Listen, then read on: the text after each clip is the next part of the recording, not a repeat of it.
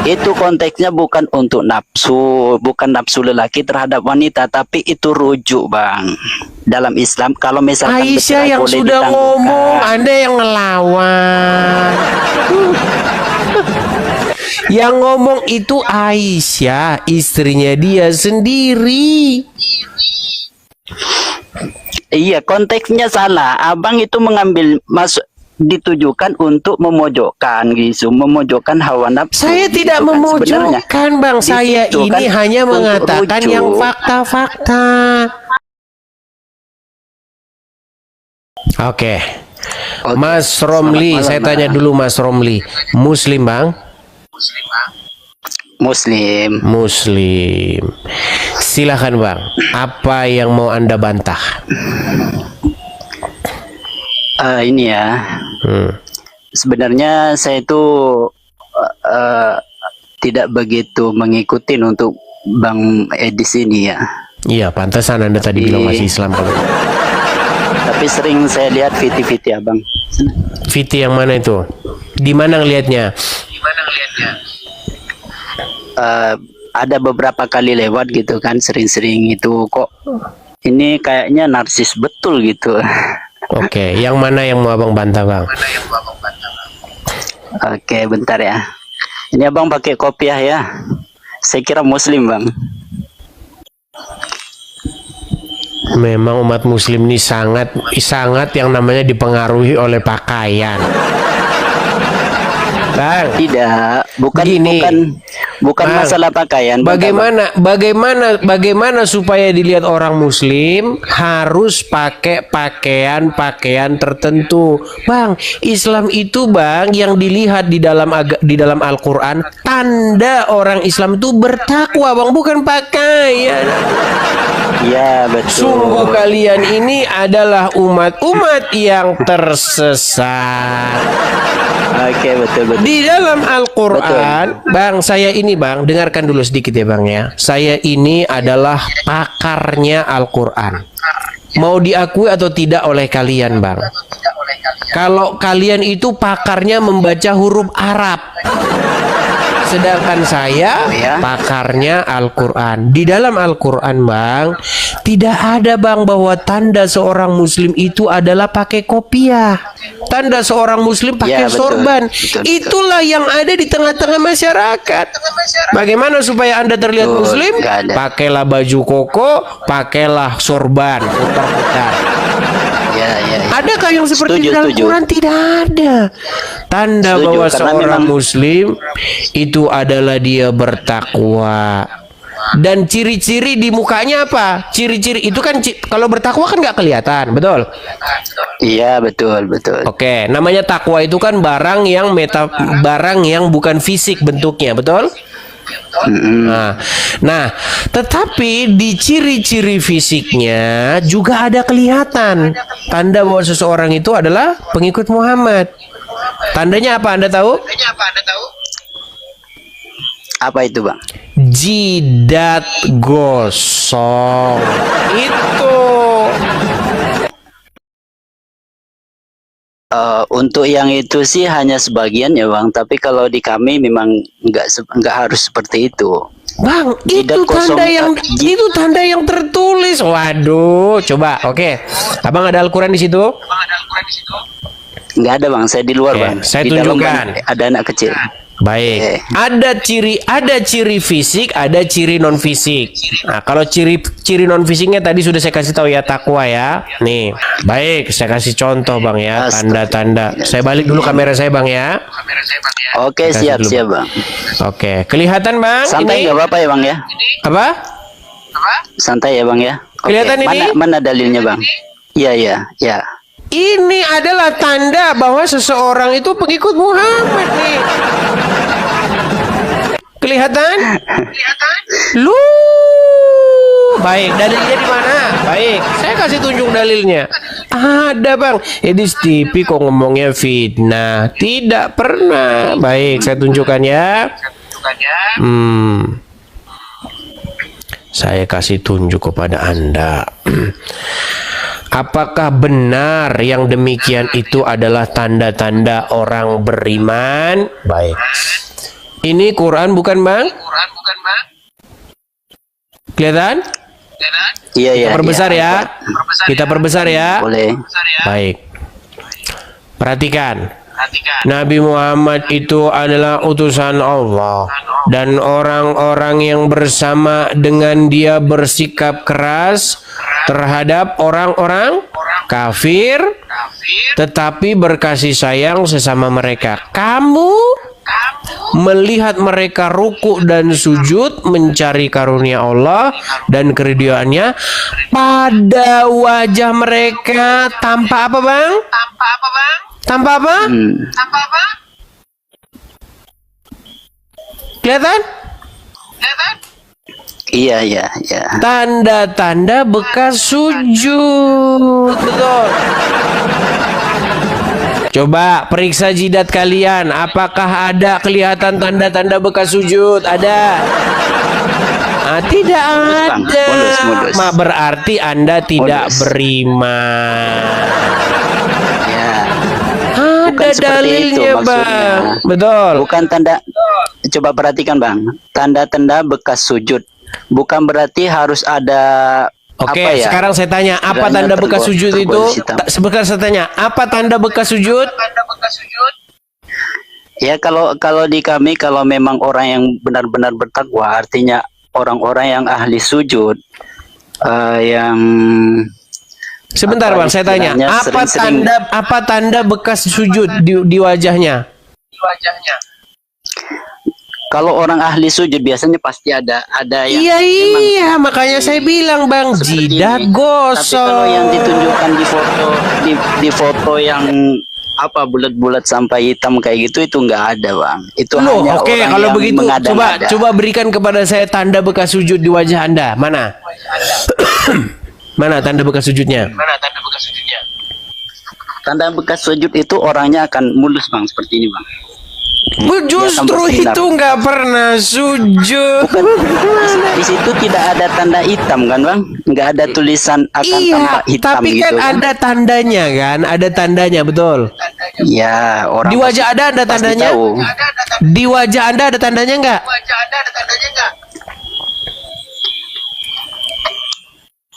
Berat, saudara-saudara. Ya, itulah makanya saya bilang bang, sulitnya. Kalau ada bekas tandanya, kalau orang sujud terus, kepalanya terus dibenturin terus ke sajadah itu bang, pasti nanti ada bekas di situ, kapalan. Kalau digosok-gosok pasti ada bekas bang. Tapi kalau nggak digosok, hanya cuma sekedar sujud, artinya. Kalau jeduk terus bang ke sajadah bang, jeduk lagi. Bayangin bang, sehari 5 kali ditambah berapa kali berapa rakaat itu, berapa kali sujud itu bang? Satu kali sholat berapa kali sujud bang? Berapa kali kepala kebentur ke sajadah? Tergantung sholatnya lah. Iya, dalam sehari berapa kali kebentur? 5. Iya, 5 kan 5 kali sholat bang. Tapi kan sholat sujudnya kan berkali-kali. Iya. Betul. Ya mudah-mudahan bang Edis jadi ini ya nanti, artinya mu'alaf dan ngerasakan sujud itu seperti apa gitu. Berat ini teman-teman. Udah pantas loh bang. Artinya kopiah abang itu udah, itu pakai kopiah udah cocok betul gitu. Betul. Dengar ya. Cocok jadi mualaf. Mas Romli, iya. Bagaimana Anda menyuruh saya mengikuti yang seperti itu tadi?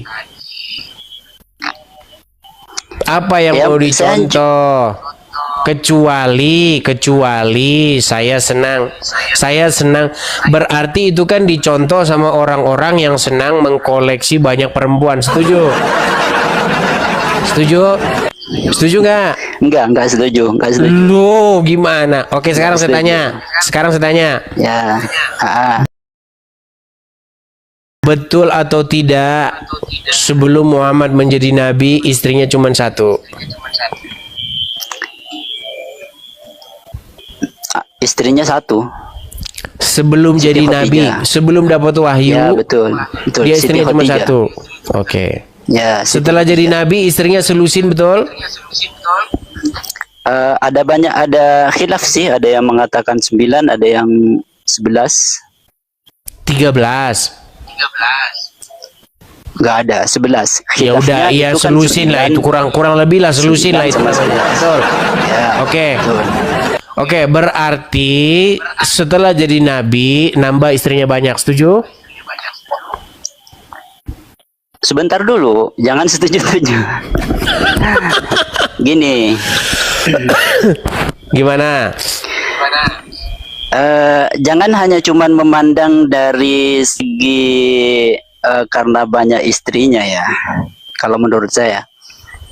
Tapi kita harus melihat pada zaman, pada saat Nabi Muhammad itu ada, diturunkan pada saat itu ya, diutus menjadi Rasul.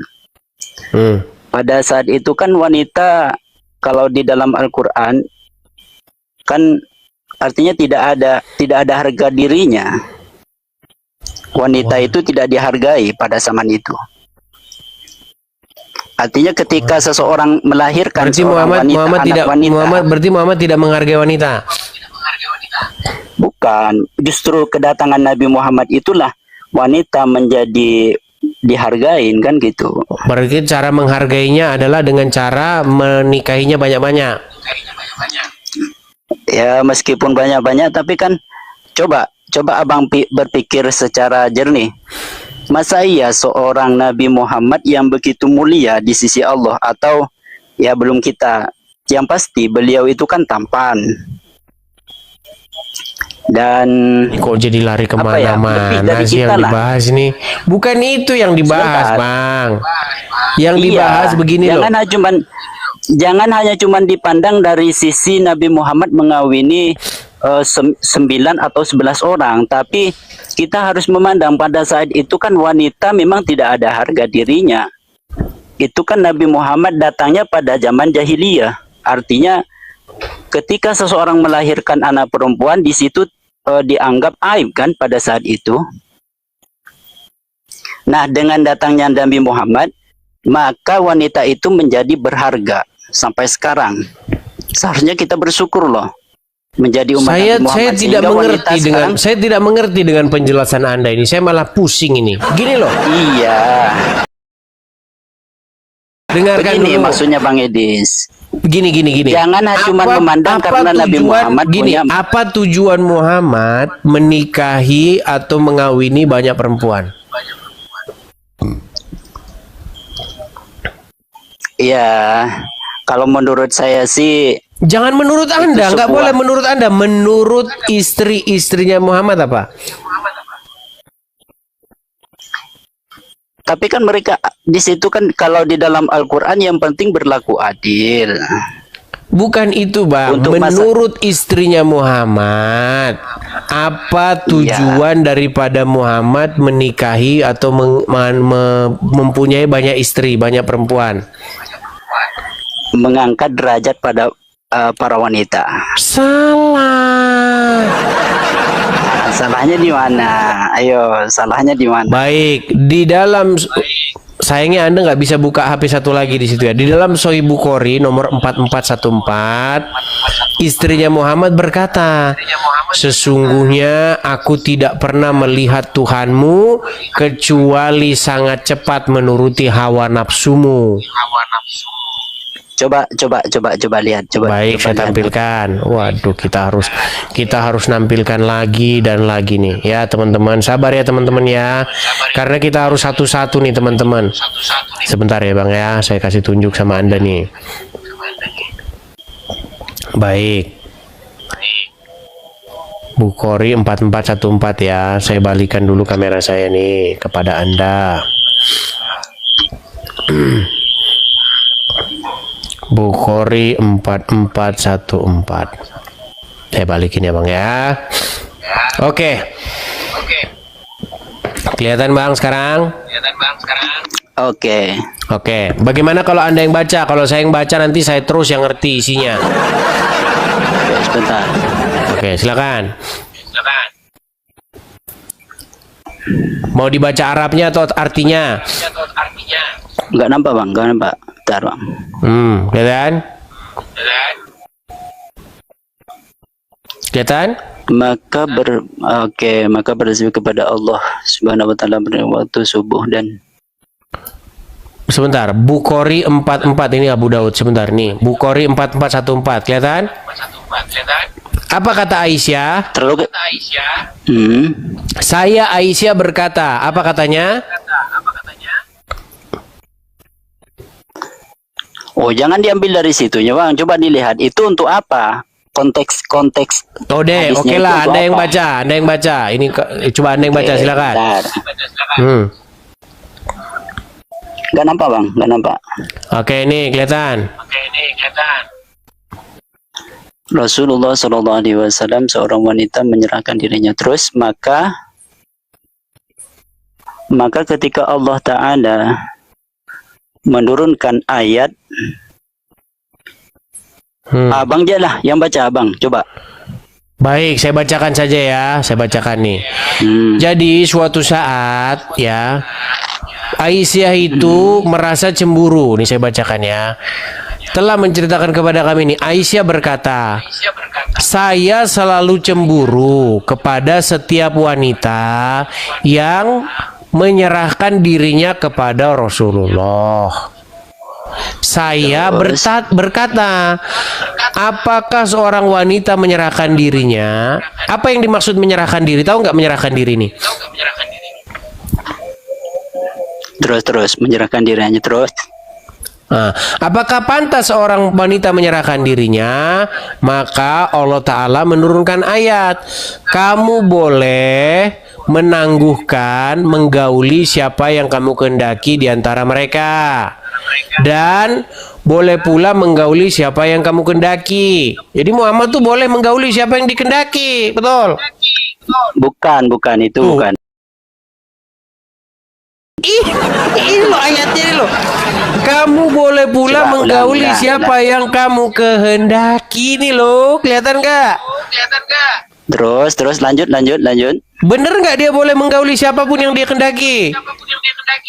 Iya. Terus. Iya, itulah nabimu. Gimana? Sebentar, konteks ayat yang diturunkan itu untuk apa dulu? Konteksnya kata Aisyah untuk memenuhi keinginannya Muhammad. Ini loh.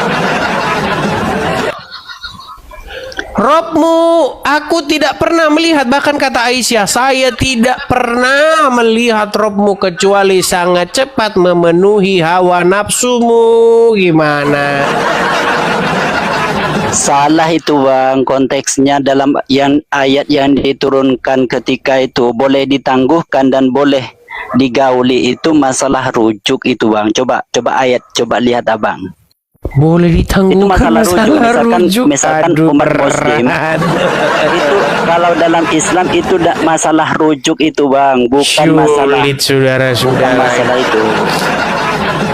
Ya sudahlah Mas Romli, intinya yang mau saya bilang begini Mas Romli, kalau kita sudah tidak ada kejujuran dalam diskusi, kita nanti akan muter-muter terus saja di situ. Tidak, ketika itu yang ketika abang katakan Allah Subhanahu Wa Taala menurunkan ayat itu boleh digauli istrinya dan boleh ditangguhkan, itu masalah rujuk itu. Bang, itu perkara mengenai perempuan-perempuan boleh menyerahkan dirinya kepada Muhammad, Bang. Bukan soal istri-istrinya. Contohnya gini, contoh. Datang seorang perempuan, wahai Muhammad, saya menyerahkan diri kepada Anda. Begitu, lalu Aisyah itu cemburu. Pantas nggak wanita kayak begitu menyerahkan diri kepadamu? Iya, itu. yang konteks dalam menyerahkan diri itu ketika coba di situ kan ada ayat yang diturunkan oleh Allah, maka Allah Subhanahu Wa Taala menurunkan ayat Al-Quran kan gitu, ya kan? Iya, diturunkanlah ayat, kamu boleh menggauli siapa-siapa yang kamu kehendaki, bahkan kamu boleh menggauli istri-istri yang sudah kamu cerai, tidak ada dosa bagimu. Iya, Makanya itulah kata yang dimaksud Aisyah, dengan makanya Aisyah ngomong, sesungguhnya aku tidak pernah melihat Tuhanmu kecuali dia sangat cepat memenuhi hawa nafsumu. Nah, itu. Nah, itu konteksnya bukan untuk nafsu, bukan nafsu lelaki terhadap wanita, tapi itu rujuk, Bang. Dalam Islam, kalau misalkan Aisyah bercerai yang boleh sudah ditangguhkan. ngomong, Anda yang ngelawan.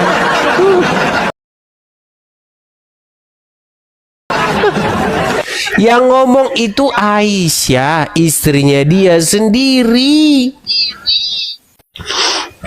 Iya, konteksnya salah. Abang itu mengambil masuk ditujukan untuk memojokkan gitu, memojokkan hawa nafsu. Saya gitu tidak kan sebenarnya. memojokkan, Bang. Di Saya situ ini kan hanya untuk mengatakan rujuk. yang fakta-fakta. Ngeles aja dia, teman-teman. Ya sudahlah, Bang Romli, Bukan ngeles. gini. Anda ini terlalu besar hawa nafsu ingin membantah, tetapi terlalu kecil hawa nafsu untuk belajar. Jadi saya sarankan kepada Anda belajar dulu baru naik lagi ke sini ya. Setuju? Oke, terima kasih. Baik, Mudah-mudahan sama-sama. Abang, iya Bang ya. Cocok Abang pakai peci. Semoga Anda bertaubat dan mengikuti kebenaran ya. Saya turunkan. Mudah-mudahan Abang diberikan jalan kebenaran. Iya, Anda yang masih minta-minta ditunjukkan jalan kebenaran kok malah mudah-mudahan saya. Gimana sih? Heran loh.